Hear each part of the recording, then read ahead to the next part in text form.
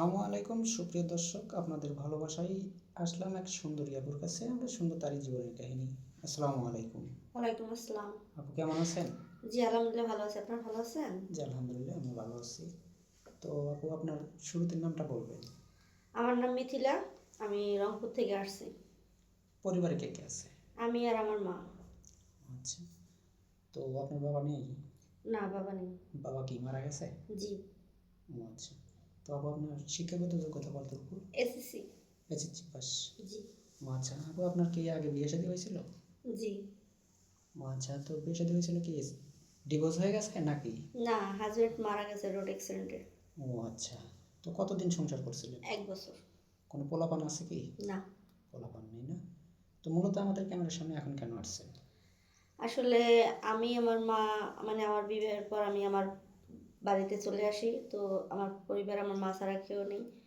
আমি বর্তমানে হাতে কাজ করি, মানে সেলাই মেশিনের দর্জির কাজ। ওটা দিয়ে আমার পরিবার, মানে আমি আমার মা চলি। বাট ইদানিং আমার মা অনেক অসুস্থ হয়ে পড়ে, আমার কষ্টই দিতেছে। আর যেহেতু আমি একজন বিধবা, আমার এলাকায় একটা প্রচলিত কথা আছে, আমি মানে যৌতুক ছাড়া বিয়ে হয় না। আর বিধবা মানুষের তো অবহেলিত, তো বুঝতে পারছেন। তাই আপনাদের কাছে আসছি, এর আগেও আসছিলাম।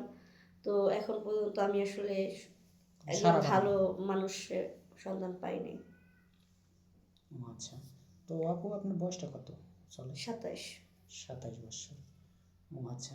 তো আপু, আপনি তাহলে কেমন বয়সী লাইফ পার্টনার হিসেবে চাচ্ছেন? আসলে বয়সটা ম্যাটার করে না, যেহেতু আমি একবার সংসার করছি।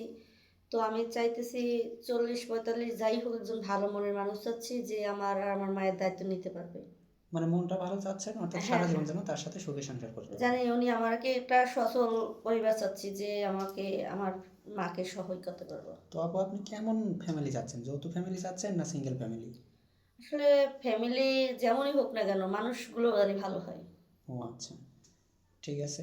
তো আপু, আপনার আমাদের এখানে অনেক দেশি বা অনেক প্রবাসী ভাই আমাদের লগ দিয়ে থাকে। তো যদি কোনো প্রবাসী ভাই বিয়ে করে আপনাকে দেশে রেখে যায়, তো আবার তো বিয়ে করে আবার অন্য ছেলের হাত ধরে চলে যাবেন না? না ভাইয়া, পরকিয়া করার মতো মন মানসিকতা আমার নাই।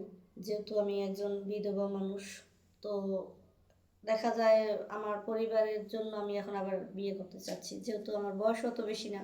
কিন্তু পরকীয়া করলে তো ভাইয়া আগেই চলে যেতাম। ও আচ্ছা, ঠিক আছে। তো তারপরেও তো আপনি অনেক সুন্দর, এই কারণে আর জিজ্ঞাসা করলাম। না, না, তো আপনি কি একটা ছেলের আসক্ত হতে চান না অধিক লাগবে? না, না ভাইয়া, অনেক লাগলে তো আর আপনাদের কাছে আইতাম না ভাই। ও আচ্ছা, অনেক সুন্দর কথা বলছেন। তো আপনার তো কোনো পোলাপান নেই না? না। ও আচ্ছা, শুনতে পারলেন ভাই, মেয়েটার আগে একটা বিয়ে শাদী হয়েছিল, স্বামীটা মারা গেছে। তো যাই হোক, আপু আপনার কি ফোন আছে? না ভাইয়া। ফোন নেই? না, একটা ফোন ছিল, নষ্ট হয়ে গেছে। বলেন কি, এই যুগে আপনার মতো এত না, সুন্দর কিউট একটা মেয়ে, তাও আপনার হাতে ফোন নেই? মানুষের অভাব যখন আসে তখন অনেক কিছুই হয়, কিন্তু হয়তো বিশ্বাস হবে না। ও আচ্ছা, তো অনেক সুন্দর কথা বলছেন। তো ভাই, মেয়েটার কোনো নাম্বার নেই বা কোনো ফোন নেই। তা আমাদের নাম্বার দেওয়া থাকবে, মানে ইউটিউব চ্যানেল কর্তৃপক্ষের নাম্বার দেখা থাকবে। ইমো হোয়াটসঅ্যাপ আছে, কেউ অযথা ভিডিও কল দেবে না। ভালো থাকবেন, সুস্থ থাকবেন, এই বলে শেষ করছি। আল্লাহ হাফেজ।